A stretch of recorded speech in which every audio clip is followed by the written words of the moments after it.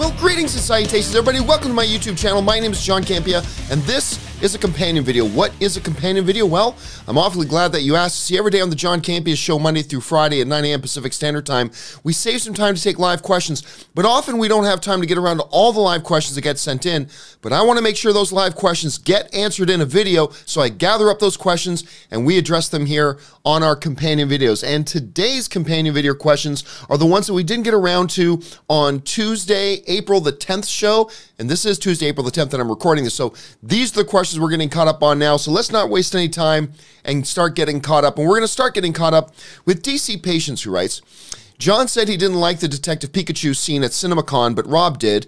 Can you tell us more about the scene and what you didn't like? It's the scene, you see a little bit of it in the trailer, where Pikachu and Justin are interrogating the mime Pokemon, right? And it wasn't funny. It felt cheap and pathetic and thin. And look, I'm not saying the rest of the movie is going to be like that because, you know, I've gotten very excited about the trailers. I think the trailers have been amazing. And it's got me excited for the movie. I'm just saying that when I saw this scene and I was excited about it, I'm just like, if this is what this movie is going to be, we're in for a pretty disappointing time.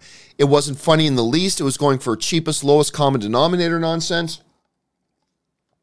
All the lines in the scene were very predictable. It was just flat, really flat. So here's hoping it gets better. I'm trusting it's going to get better. I'm hoping it's going to get better. Anyway, Roman Bryant writes, not really digging Scar, voice or design. Oh, it's perfect. The design is perfect. There are some people out there saying, oh, he needs to have a black mane. That's fine in a traditional 2D animated thing, but it would look completely ridiculous in a photorealistic environment. Like if you're supposed to believe that's real, that doesn't work. I think Scar looked amazing. I think he sounds amazing. I never understood why Scar in the cartoon had a British accent when his brother doesn't. So whatever, that's just me. But you know, I just think there's a lot of people out there who are like, oh, that's not how I remember it, so I don't like it. And I think if everybody gives it a chance once the movie comes out, look, you got one of the most talented guys in the world, Chiwetel Ejiofor, doing it. I think it sounds great. I think it absolutely looks spectacular.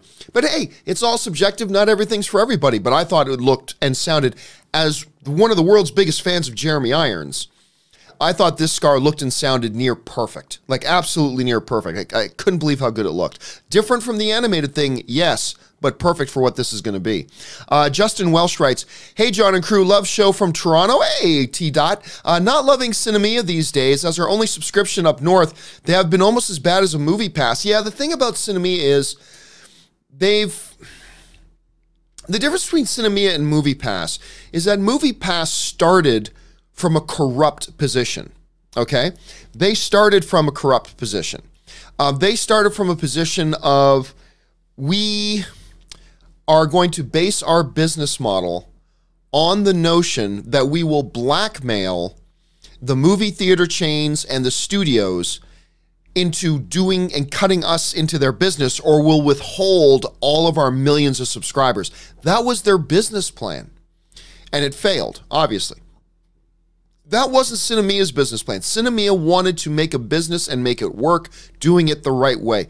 Unfortunately, it ended up being unsustainable. They had a better plan than MoviePass, but it ended up being unsustainable. And now we're seeing what the consequences of that are. You see them having an insufficient customer service base because they can't afford to have a better customer service base. They're, you know, cutting off users and all that kind of stuff. And I used to be a big fan of Sinemia. Full disclosure, I've personally never had a bad experience with Sinemia. I've always had good experiences with them. But I'm hearing from so many people that are having so many bad experiences with them now. Despite the fact that I've been a big fan of theirs for a long time, I gotta say I can't recommend anybody use them anymore. It just sounds like they're kind of circling the drain now, and they're going to be gone pretty soon, which is unfortunate. And hey, by the way, before I go any further, I wanted to make sure you guys knew that the newest episode of our podcast, me, Rob, and of course, Olympic gold medalist Cody Miller, our new podcast is up. The 4th episode of our new podcast, Best Movie, Worst Movie, just went up this week. Please go and give it and check it out. Check it out, guys. The newest episode is about the best and worst 90s romantic comedies. Go and check it out when you have a chance and let us know what you think about it. Okay, anyway, I meant to do that off the top and I forgot. Okay, let's move on here. Zachary Buckler writes, What movie has the most memorable score from beginning to end? In my opinion, it's The Two Towers or any Lord of the Rings movie, but Lion King is a close second. I love me The Lion King. I don't know if I think the soundtrack, like the score, is it's definitely good. I don't know if I ever thought about it as like one of the best, let alone the best. For me, it's anything John Williams, particularly Star Wars. Obviously, I take Star Wars over it, but you cannot go wrong with either Star Wars or Lord of the Rings. I just don't think of even though Lion King is my all-time favorite animated film, I've just never thought of it in terms of score. I think more of the soundtrack, Hakuna Matata and Circle of Life and all that kind of stuff. I think of the songs, but not so much the sound or not so much the score. But that's just me. Henry K writes, percentage of dropping a Star Wars trailer this weekend. Oh, 100%. We already know that it's coming on the 12th. So well, it should be coming Friday. Yeah, we should be getting our Star Wars Episode 9 trailer on Friday. So keep your eyes open for it. They've already announced it. We've got a Star Wars Celebration going on right now. 100% we're getting that trailer. They've already basically let it be known. Justin Welsh writes, also, thought on commercial/trailers before movies. I completely agree with you. It's bad up here. Do theaters need more money to survive? Well, look, a lot of people think theaters are just making money's hand over fist, and they're not. Like, even the most successful movie theaters are barely being profitable. Like, barely. Their profit margins are so thin. And a lot of people forget they make hardly any money at all from movie tickets. Most of the movie ticket that you buy goes to the movie studios and the distributors. It doesn't go to the movie theater. So they make most of their money off popcorn and soda. That's where they make their money. And they try to make little bits of extra money here and there along the way as well, including the trailers and commercials they play before movies. So, yeah, they need the money. They do. They got to find better ways to do it, but they absolutely do need money.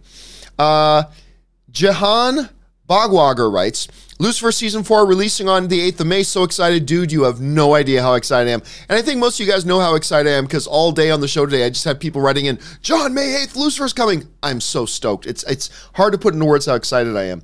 Jinyu Hichi writes, new Lion King trailer is pretty dope. Dude, I watched it about 100 times today.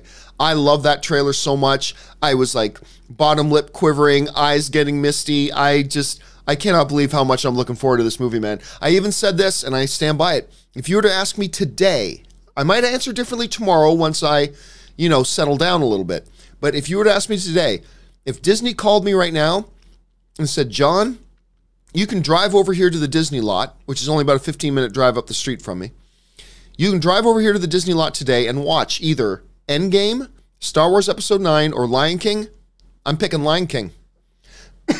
Now, like I said, the trailer came out today, so my emotions are all up. Maybe tomorrow, once I settle down a bit, I'll give a different answer. But as of right now, I would say Lion King. Let's see. Mike Hill writes, a lot of people complaining Scar's mane isn't black. We were just talking about that. Personally, it doesn't bother me. What do you think? Yeah, no, it shouldn't be black. It would look wrong. In a photorealistic environment, it would look wrong. It would look jarring because it's just wrong. It can't look like that. So I personally think they went in the right direction with that. Alejandro Flores Rosales writes, I turned 20 a week after Endgame on May 4th. Happy birthday, Alejandro. What a great early birthday present. Go and watch an Endgame and celebrating your birthday. That's a good way to go. Jinyu Hichi writes, 1 of 2. Oh my God, we killed him. 2 of 2. What do you mean we? I was over here. Oh man, that sounds familiar, but I'm a little bit stumped. Jump into the comment section, guys. Let me know what I just got stumped on. Roman Bryan writes, if Disney does Predator, do you think they will get back Arnold since he was in the only successful one? No.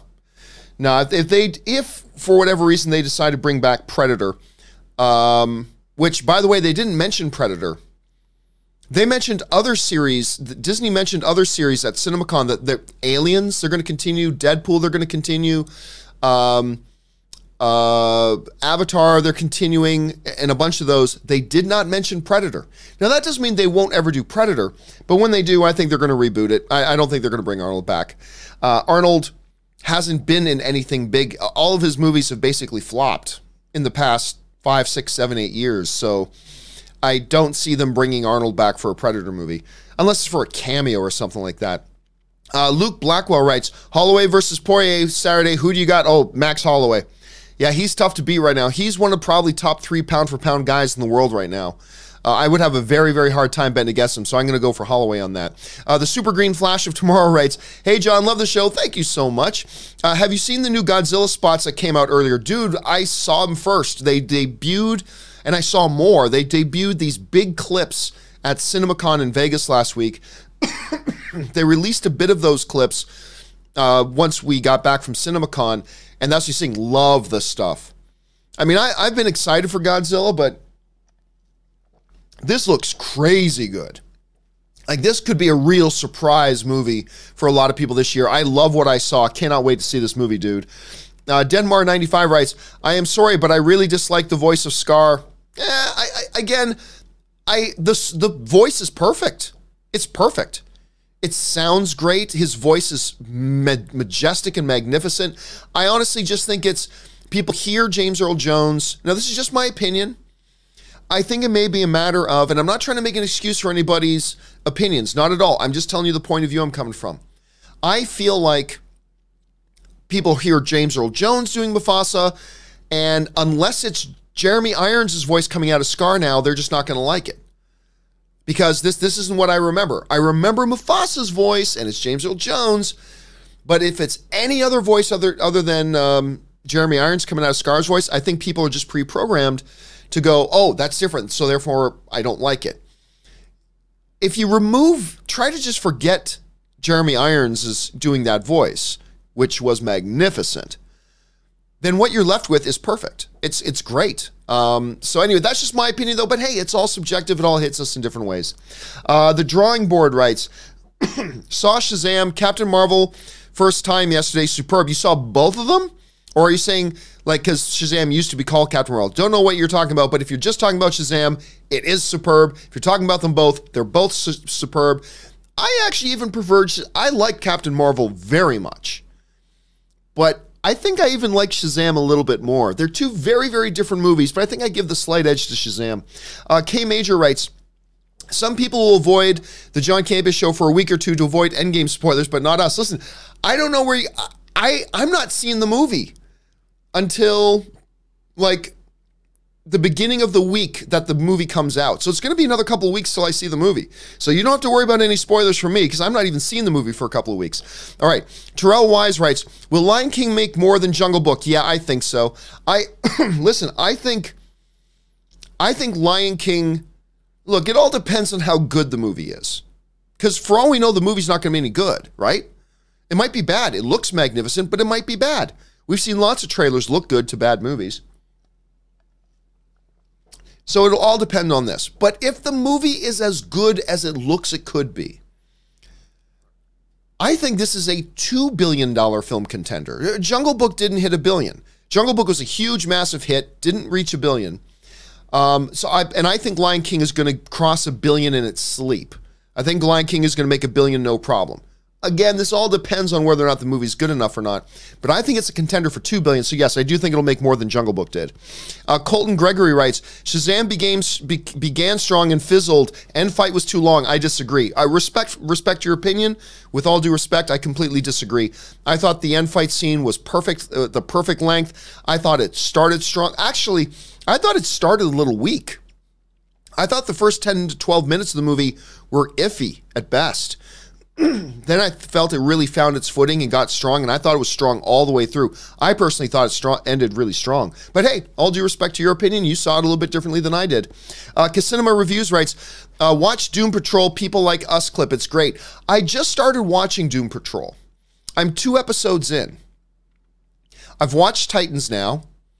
Honestly, all you guys who are telling me Titans is so great, I don't see it. It's okay. I think Titans, let's put it this way. I think Titans is better than its trailers look, because its trailers look like garbage. But I think it's better than that. But overall, meh. I thought it was an okay series. I don't regret watching it, but meh. I'm not going to go back and watch it again. I'm 2 episodes into Doom Patrol, though. This is a really good show. And I didn't think it looked all that good, but so far I'm really digging Doom Patrol. So I haven't seen this clip. I'll probably don't want to watch any clips until I catch up and watch the actual episode. But yeah, there you go. Royce Freeman writes, Robert answered, but can hijinks like stuff and revenge... But can hijinks like stuff and Revenge of the Nerds with panty raids, jock straps, burning, still flying today's charged climate? I'm going to say yes. I think you have to be aware of how you do it. But yeah, I think you could do stuff like that. You might have to do it a little bit differently, but yeah, I'm going to go out on a limb and say yes, you could, if you did it the right way and you set it up the right way. I still think totally sophomoric stuff like that can fly. I think stuff like that can fly and work. So I'm going to go out on the limb there, Royce, and say, yeah, I think you can. El Cid 0685 says, Hakuna Matata. Hakuna Matata. I can't wait to hear them sing that. Anyway, Caleb Kaiser writes, what's up with retailers putting out toys for Endgame before the movie? The recent toy leak is a huge spoiler. Here's the thing. The way the toy business works, and it's always, this isn't new. This has always been the way. Toys sell big right before a movie comes out. The toy sellers have to put their toys out before the movie comes out. There's a window of time that they need to come out. And their concern is selling toys. Their concern isn't the movie or you getting spoilers. And by the way, the studios approve. The studios have to give their approval for those to go on. So don't blame the toy companies, because the toy companies have to put their product on the shelves for a movie right before the movie comes out, because that's when they're selling. Like, otherwise, you're just asking them to go out of business. So, and then the studios give their approval that, yep, that can go on shelves. It's just the way the business works. It's like asking a television company to say, oh, don't sell TVs around Super Bowl time. Well, that's when we sell our most TVs. Or telling, a toy company, you can't sell toys at Christmas time. What are you talking about? And so for a toy manufacturer that has a license to a movie to say you can't sell toys to that movie, for 2 or 3 weeks before a movie comes out, they're going to go, what the hell are you talking about? That's when a lot of those toys sell, is right before the movie comes out. You sell a lot after as well, but there's a lot of money to be made there. You can't ask toy companies not to do that. What you can do is ask that people not find all these things and start spreading them around the internet like wildfire, but toy companies got to sell toys, man. They got to sell toys, and that's the time you sell them. So, and remember, before you go blaming the toy companies, the studios give their approval. The studios approve it because they know they have to. Daryl Best Wadley writes, love the little girl in Little. Have you seen her in the show Blackish? I think she's great, and the show is very funny. Yeah, unfortunately, the movie's not very good. And if you guys have been watching my show, you know I've been very excited about Little. I was really amped for that, and I thought the movie was really pedestrian, mediocre at best, and a perfect example of a comedy that puts every single one of its actual funny moments in the trailer. Everything that was funny in this movie was in the trailer. Everything else is flat. Absolutely flat. And I've only ever seen one episode of Blackish. It wasn't for me. It didn't work for me. What's funny, it's like shows like Big Bang Theory or Blackish or things like really popular shows with some people that people love. That's great that people love them, but I watch shows like Big Bang or Blackish or whatever, and I watch a few episodes and go, it's just not for me. I don't find it funny. I didn't find Blackish that funny, just like I don't find Big Bang all that funny, so that's just what it is. And I was really disappointed in Little because I had high hopes for Little, and it just didn't work out for me. Let's see. Rodrigo Ortiz writes, thoughts on Gronk retiring. I'm happy. I don't hate the guy, but I'm glad he's walking away a champion and, more importantly, not severely injured. Well, I talked about this a lot the week that he retired. I think it's a great move for him. He goes out with several rings on his fingers. He goes out with a lot of money. He goes out still healthy because, he's had a lot of injuries, and he plays a very physical brand of football. Football's a physical sport, but then you get guys like Gronk, who just every single play is intentionally ramming into hard physical contact. Like, he just plays a very physical brand of football, and it's cost him. It's cost him in a lot of injury time and whatever. It's like, you know what, dude, while you can still walk, while you still got all your senses upstairs, walk away. You've got rings on your finger. You got money in your account. You did it all, man. And I think it was really smart of him to walk away at this point. Zane Ball writes, any hot takes on the upcoming NFL draft? I actually don't follow drafts that much. Even in my main sport, hockey, I don't follow drafts all that much. I never have in any sport. So I don't follow NBA drafts, NFL drafts, NHL drafts, none of it. So I have no hot takes on any of the NFL stuff.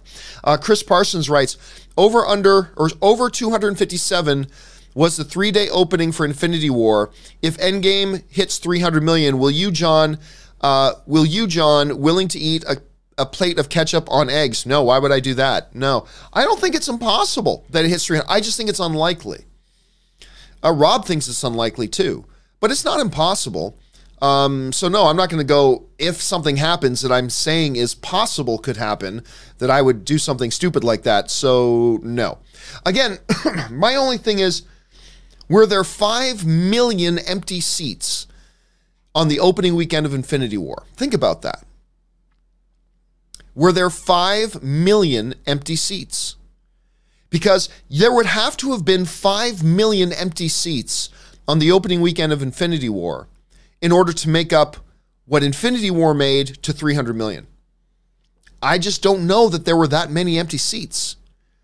And movie theaters were playing Infinity War around the clock, 24/7 on that opening weekend. I just don't know if there was nearly $50 million left on the table when Infinity War came out. But it's possible. It's possible. I just, if I had to put a dollar on it, I would say no. Let's see. ZOMG Ruler writes, yeah, I'm more interested in Lion King now than Endgame. Again, tomorrow, once I settle down a little bit from all the excitement, maybe I'll say Endgame again, but I'm with you, ZOMG. Today, I'm saying Lion King. Just for today, I'm saying Lion King. The Drawing Board writes, I turned 25 at the end of the month. We'll be watching Endgame on my birthday. That's awesome. In 5 years, the MCU will have been around for half of my life. Isn't that crazy? It's been around, like, I was talking about this the other day, Drawing Board, about how it's odd remembering a time when there wasn't an MCU. It's just been around that long. And, you know, they've announced that next season is going to be the final season of Supernatural. That's season 15. Supernatural started 4 years before the MCU ever started.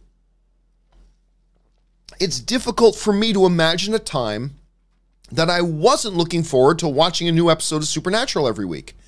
And it's just so weird when you put it in that context. And yeah, 5 years, it'll be around for half of your life. That's kind of crazy. Anyway, happy birthday, Drawing Board. I hope you have a great time. And again, seeing Endgame as a part of your celebration is always a good thing to do.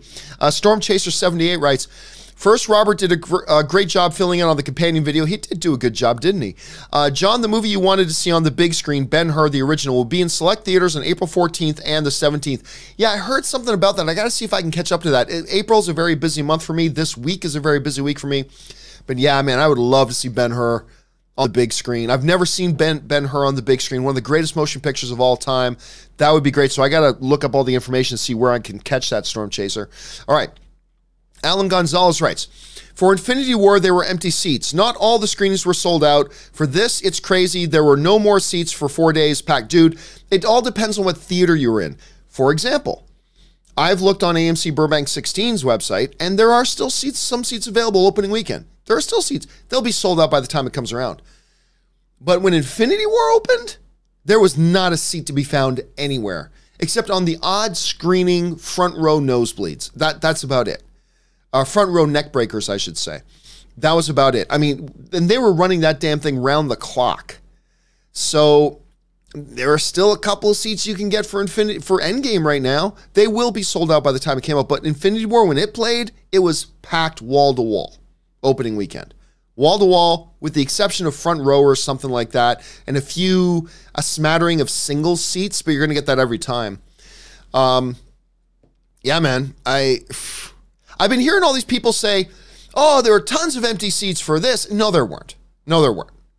You might have been in a particular screening in some theater in some city somewhere where there may have been a couple of empty seats.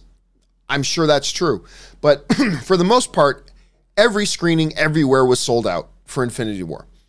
There are still seats available for Endgame, but I'm sure those are going to be sold out by the time the movie comes out too. These things just crank out cash, dude. It's just crazy how much money these things make. Fire Nightwing 1 writes, hey, John, I work at Universal Studios Orlando in Marvel. That's awesome, dude. I wanted to say thank you for all the Marvel news and theories you have because I have passed them on to our guests and I've gotten a lot of guest positives. I'm guessing guest positives is like positive reviews. Well, that's awesome, dude. I think that's wonderful you get to work in that park.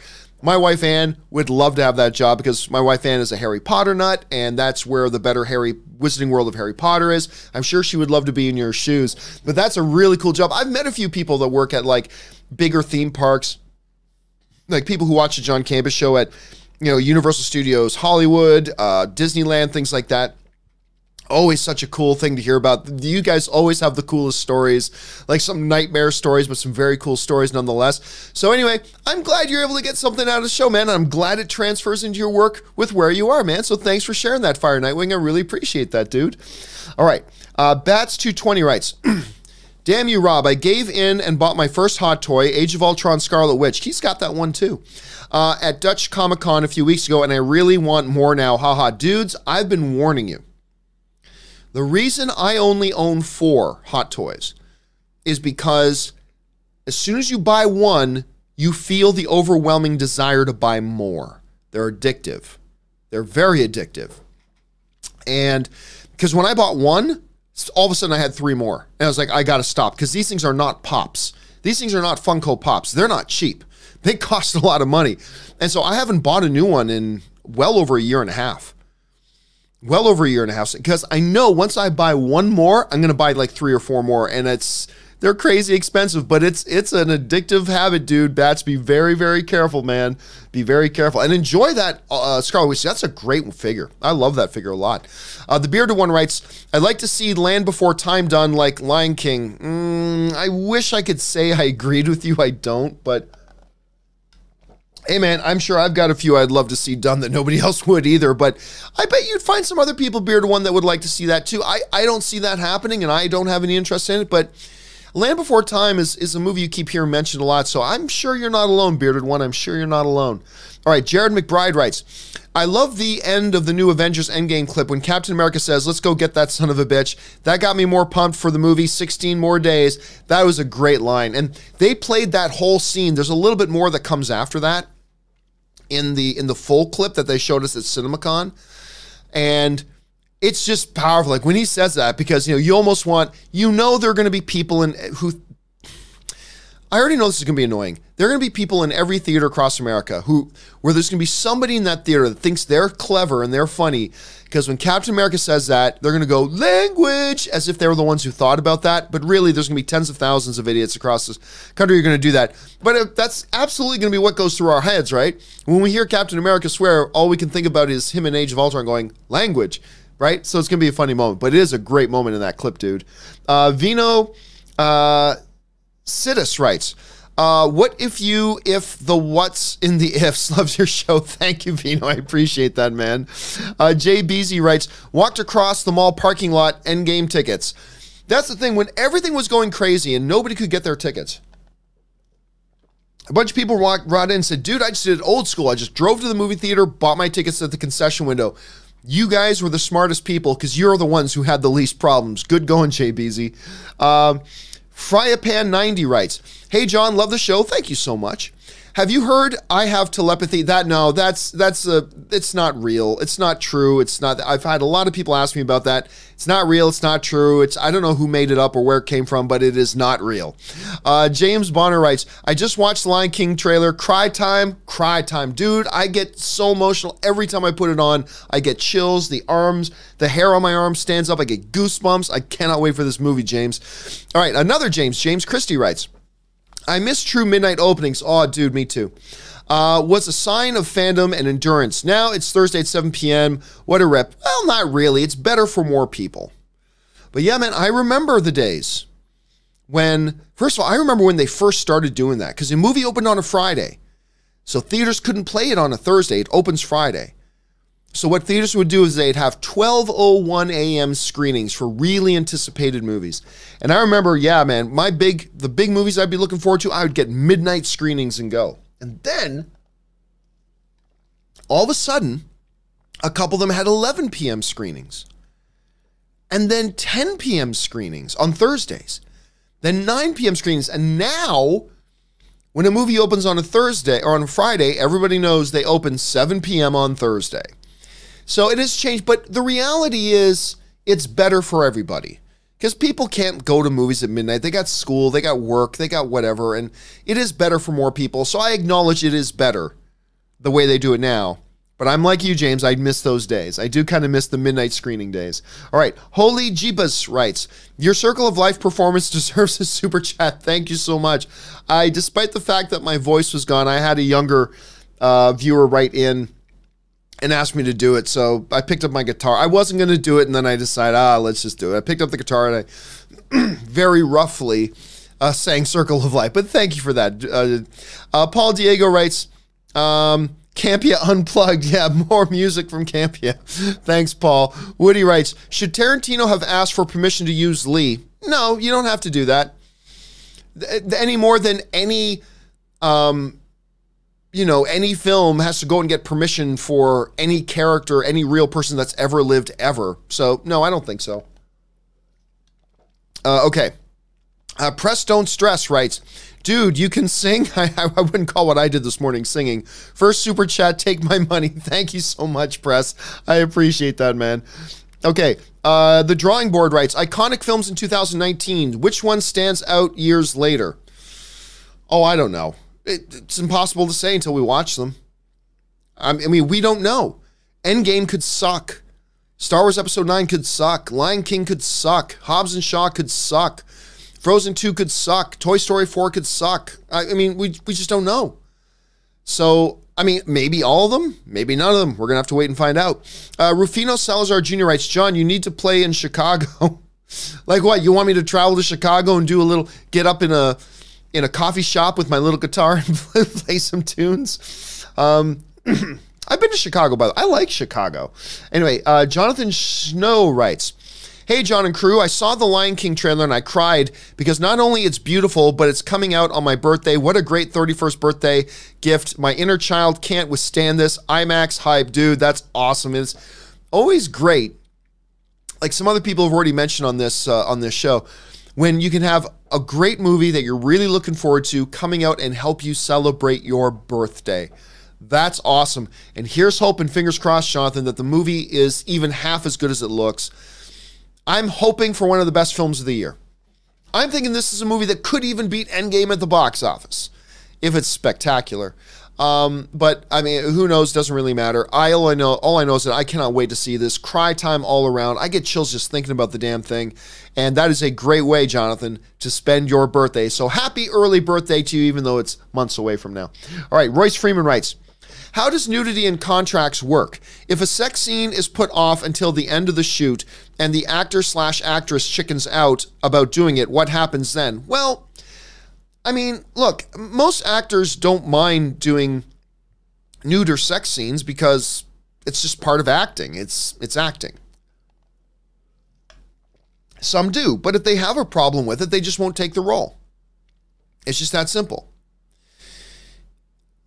However, if an actress, say, really just suddenly had a change of heart and just really decided they didn't want to do sex scenes, they didn't want to do nude scenes or anything like that in the movie now, what I guess would probably happen, and they just refuse to do it, what would probably happen is a director would probably find a way to work around it.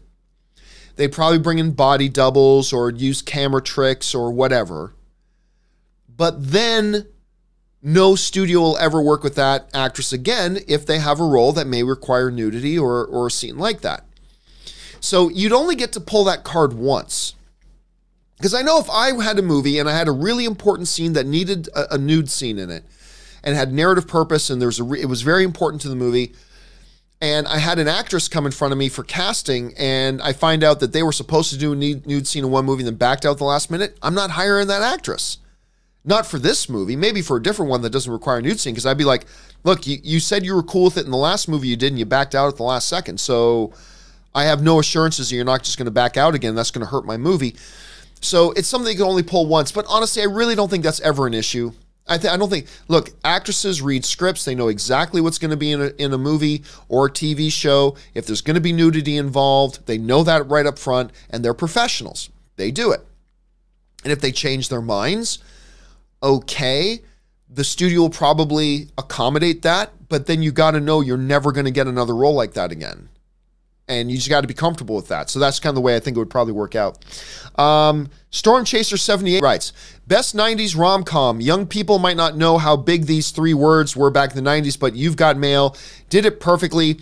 Tom Hanks, Meg Ryan. Well, as I mentioned a little bit earlier, the newest episode of Best Movie, Worst Movie, which, by the way, go find our podcast. Find it on iTunes or any of your favorite podcasting apps. It's on Spotify. It's all over the place. Google Podcasts.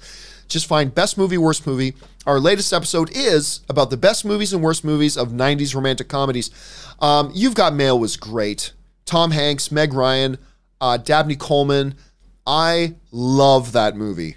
That movie's really great. It didn't make any of our lists for best of the 90s romantic comedies, but You've Got Mail is a fabulous pick, Storm Chaser. I love that movie. It's incredible. Okay. Michael French writes, could Endgame end like Days of Future Past, where with time travel, the snap never happened? Oh yeah, it could. Absolutely. That's been a popular theory. That either through time travel or reality bending, reality gets changed. That is the most popular theory out there. Will they do that? I don't know. But is it could? If you're asking, could Endgame end like that? Yep, absolutely it could.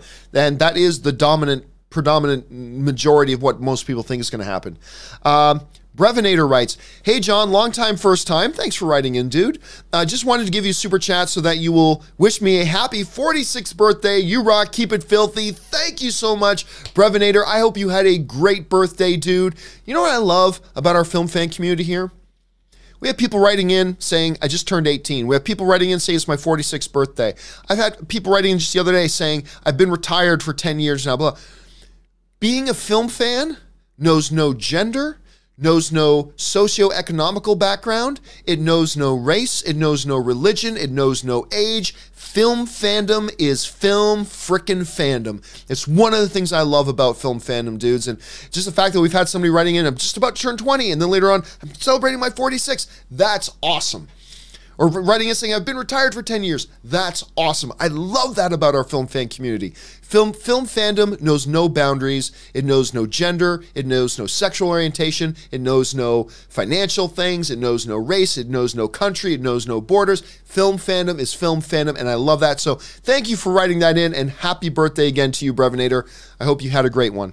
Okay, let's move on here. Victor Manuel Bolanos writes, hey, John, how would you really vaguely, I know you have a lot of questions to answer, pitch the build-up to that every hero versus Thanos scene in Endgame? Oh,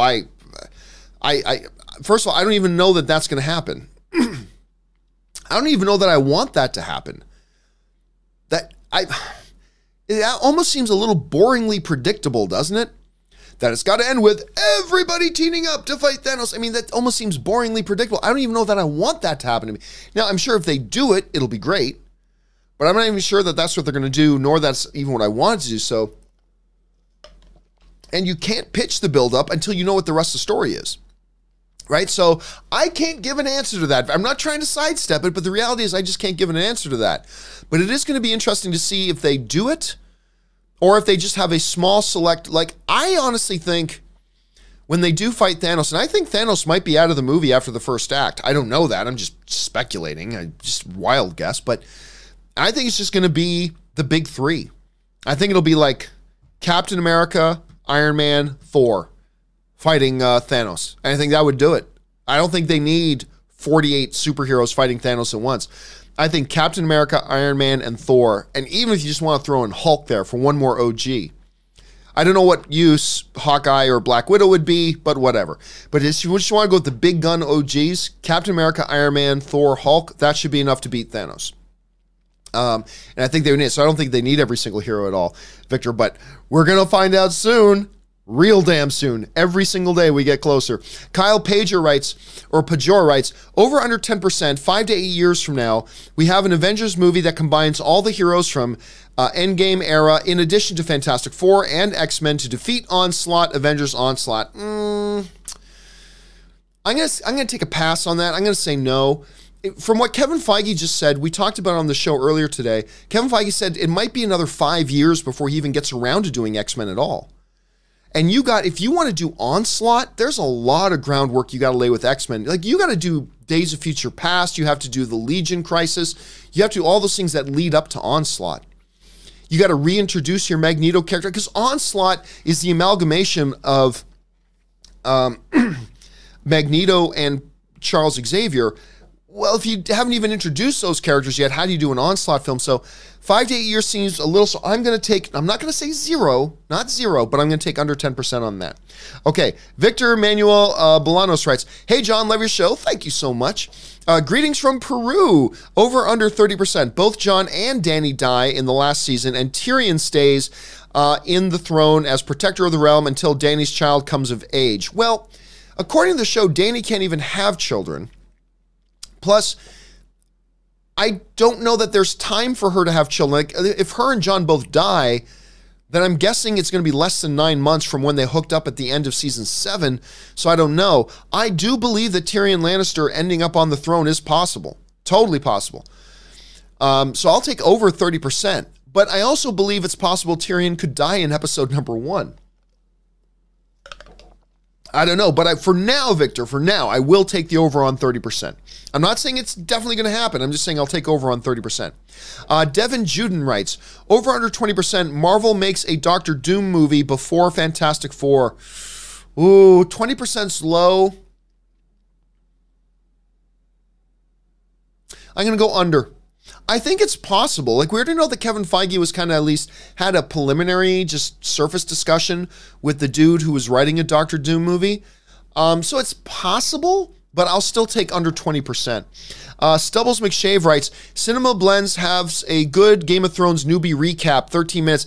Dude, every website has a Game of Thrones recap. It's like the big, easy, cheap clicks thing. Not that I'm blaming anybody for doing that. Not at all. That sounded like I was bashing on. I did not mean that at all, not in the least.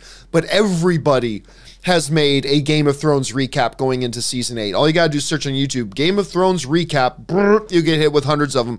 And Cinema Blend does some good stuff, so I'm sure they have a good one too. Justin Walker writes, regarding clip from Endgame is just before the title card. I spliced with the Infinity War title card and it matches 100%. I'm confident this is the opening of the scene. The only problem with that, Justin, is I saw a longer version of that scene at CinemaCon and it goes past that point. So I feel pretty confident in saying that it doesn't. Unless I'm misremembering it, I can talk to Rob, but we were both in agreement. The scene goes longer than what you saw.